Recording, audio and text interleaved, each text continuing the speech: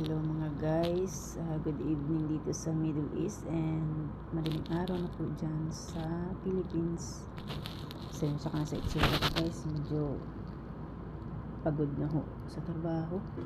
Kapag abroad, ninipis na yung buhok ko.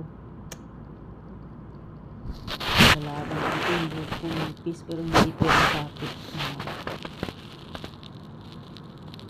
Kaya nag-video ako, gusto ko lang malaman kung paano ba mag-start sa YouTube. Gusto kong mag-start ng channel, sariling channel sa YouTube. Ayan.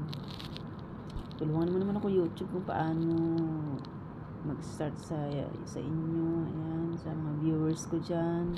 Comment down below kung paano ko ang dapat gawin. Ano ba yung mga mali, ano ba yung mga requirements.